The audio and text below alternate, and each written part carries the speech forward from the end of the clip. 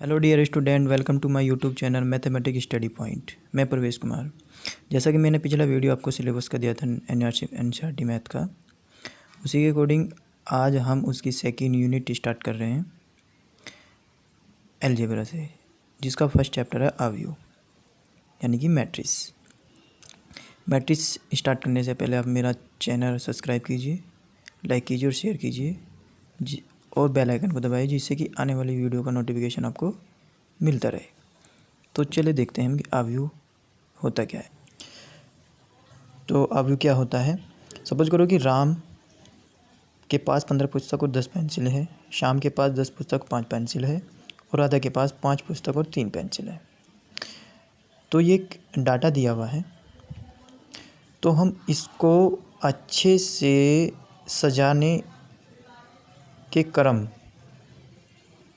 रो और कॉलम द्वारा किस तरह से करते हैं। देखिए, 15 पुस्तक 10 पेंसिल राम के हैं, 10 पुस्तक 5 पेंसिल श्याम के हैं और 5 पुस्तक 3 पेंसिल राधा के हैं। और इसको हम रेक्टेंगल द्वारा प्रदर्शित करते हैं। एक रेक्टेंगल में लिखते हैं।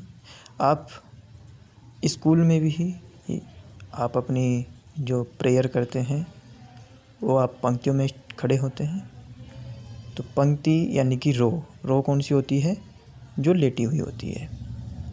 जैसे कि इसमें 10 15 ये आपकी एक पंक्ति है, 10 और 5 ये दूसरी पंक्ति है, 5 और 3 ये तीसरी पंक्ति है। कॉलम क्या होती है, कॉलम होती है खड़ी हुई, सीधी, स्ट्रेट, वर्टिकल। 10 15 10 5 ये आपकी फर्स्ट कॉलम हो गई, 10 5 3 ये आपकी सेकंड कॉलम हो गई।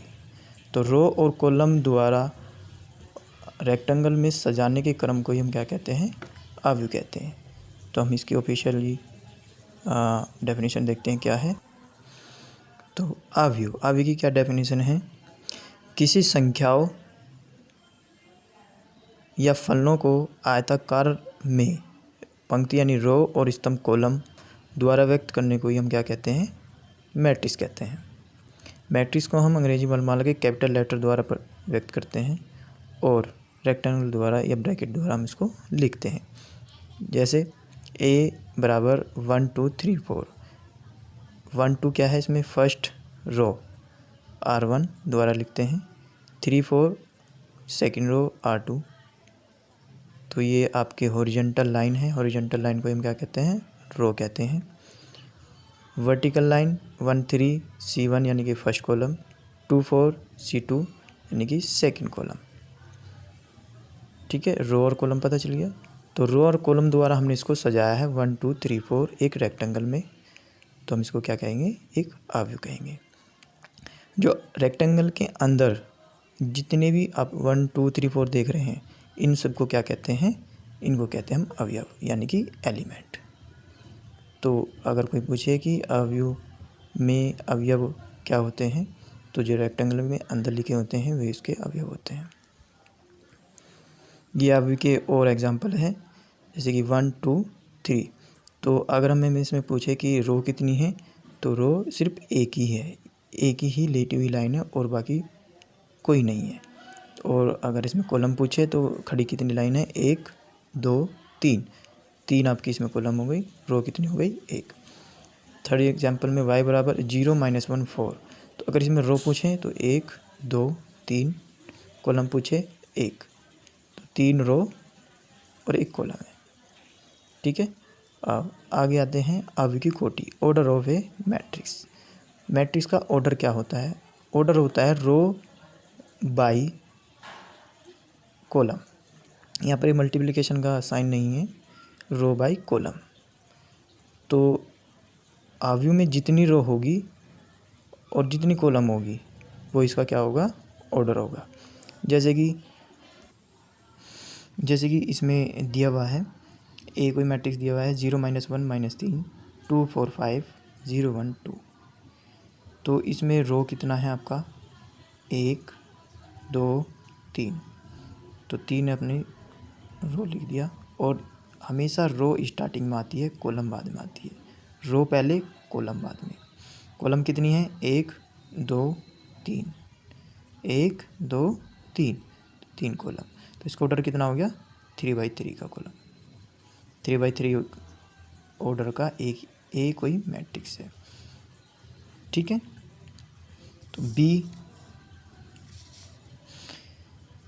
देख लीजिए, 4 - 1 5 0 6 7।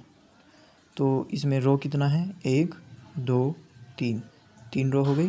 कॉलम कितनी है, 1 2, 2 कॉलम हो गई। तो 3/2 बी मैट्रिक्स कितने का हो गया, 3/2 ऑर्डर का एक मैट्रिक्स हो गया। अगर आप भी को हम जनरल फॉर्म में लिखें तो किस तरह से लिख सकते हैं, A11 A12 A13 Aij dash A1n। दूसरा A21 A22 A23 A2j A2n A31 A32 A33 A3j A3n dash AI1 AI2 AI3 AIj AIN dash AM1 AM2 AM3 AMj और AM/n। इसका M/n, इसका क्या मतलब कि इसमें M तो रो है, रो कौन सी है, ये 1 2 3 ith और mth।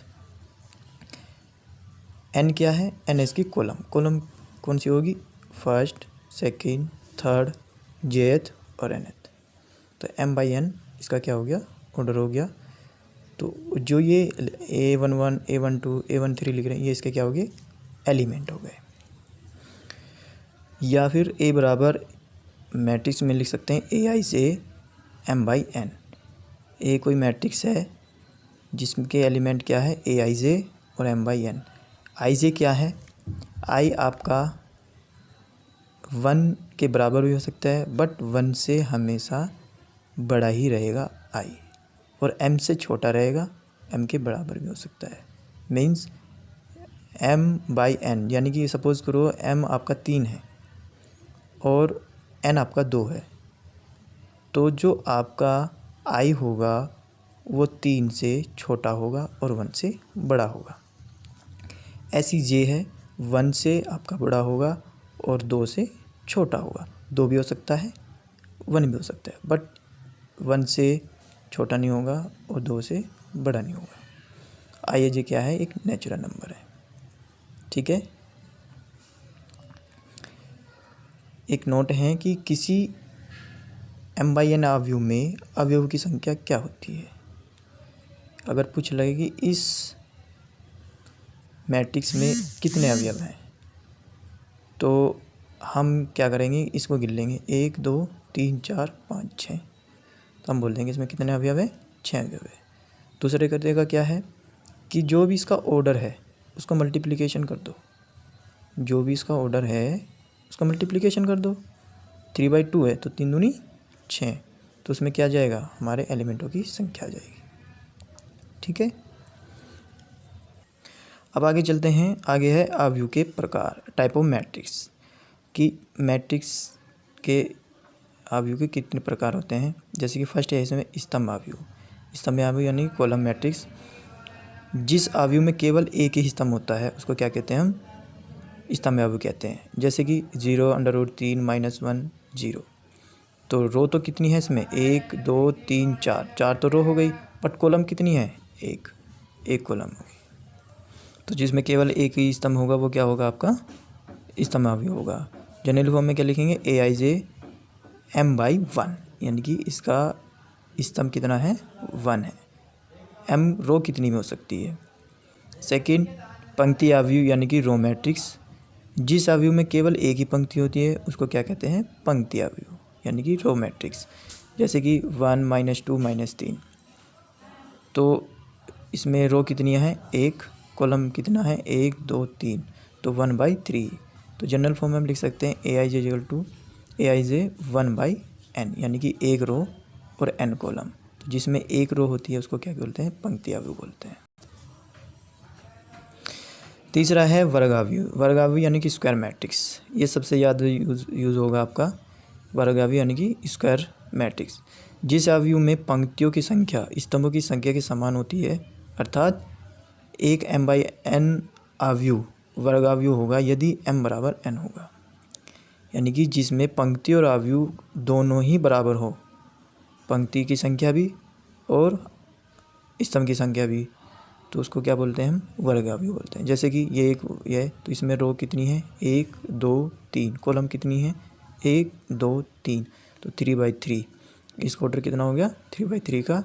तो दोनों ही सेम है 3 3, तो इसको क्या बोलेंगे हम, एक वर्गावयव बोलेंगे। तो जनरल फॉर्म में क्या लिखेंगे, a बराबर aij m/m।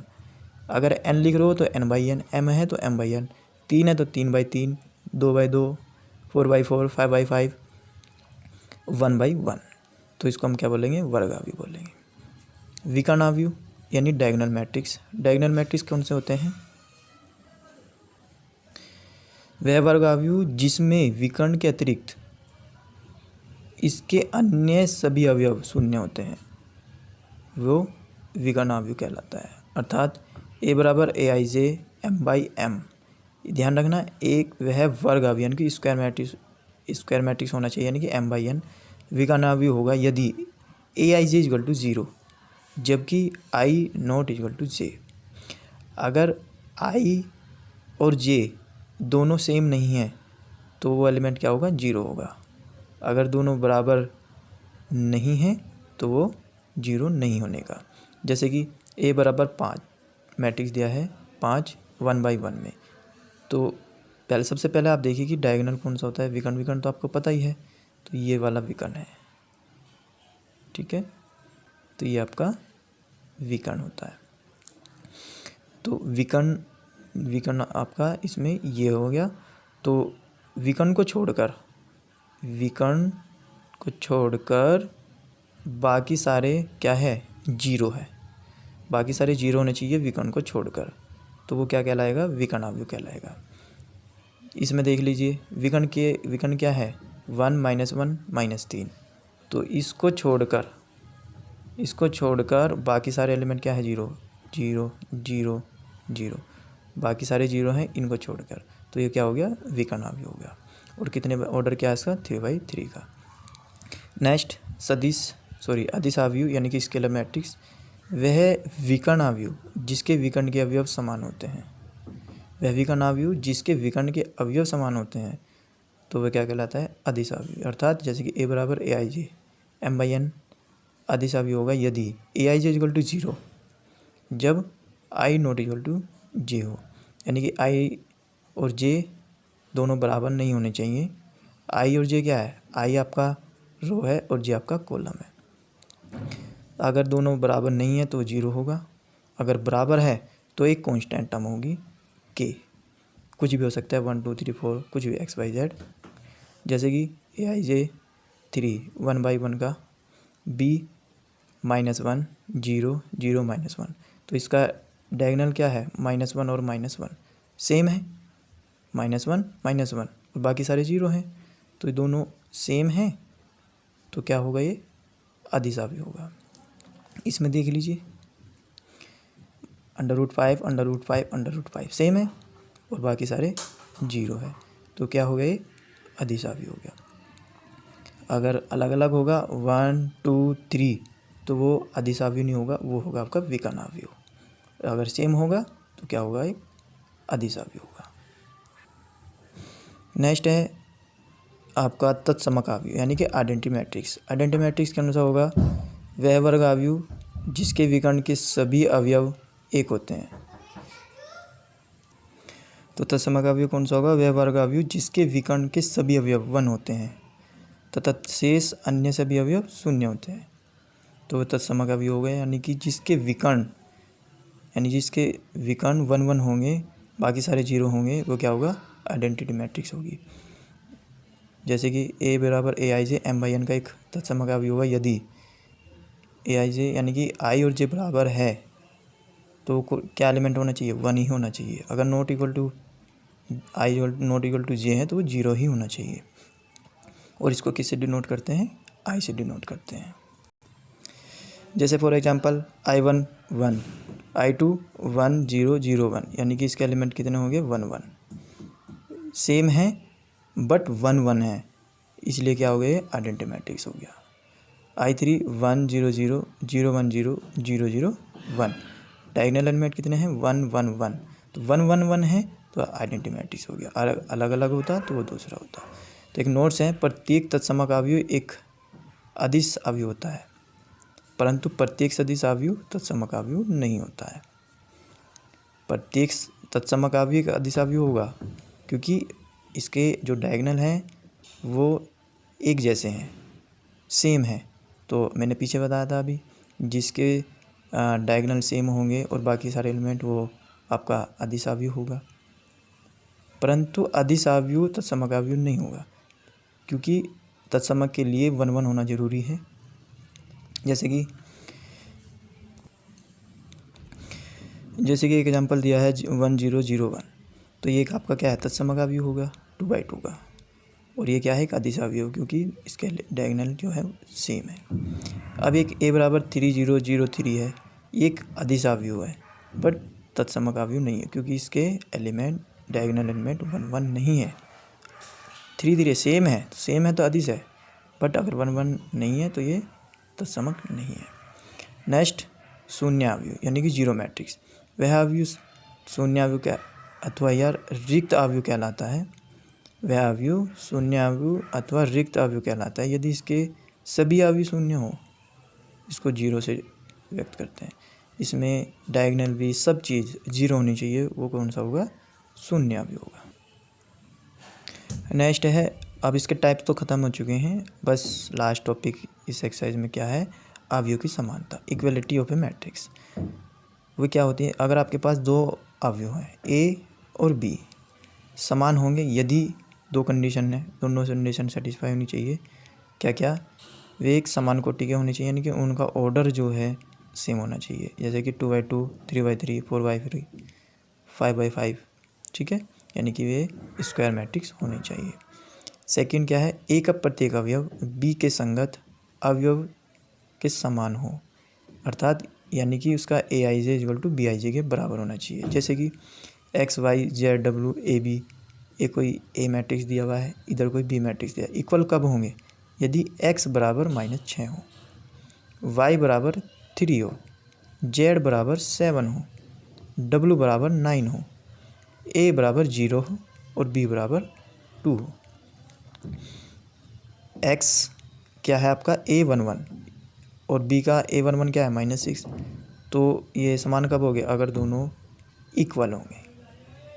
ये A12 है, इसका A12 ये है, तो Y बराबर 3 के बराबर होना चाहिए तभी ये समान कहलाएगा। Z बराबर 7 होना चाहिए, W बराबर 9, A बराबर 0 और B बराबर 2। तो ये हमको ये कब, तो इस ऐसी कंडीशन क्या कहलाती है? समानता की। तो डियर स्टूडेंट, ये आपकी फर्स्ट एक्सरसाइज के जितने भी टॉपिक थे हमने सारे कवर किए हैं। एक्सरसाइज हम आपको नेक्स्ट वीडियो में देंगे, तो हमारा चैनल सब्सक्राइब कीजिए, ज़्यादा से ज़्यादा शेयर कीजिए और बेल आइकन को दबाइए जिससे कि आने वाली वीडियो का नोटिफिकेशन आपको मिलता रहे। आशा है कि आपको वीडियो यूज़फुल होगी। धन्यवाद।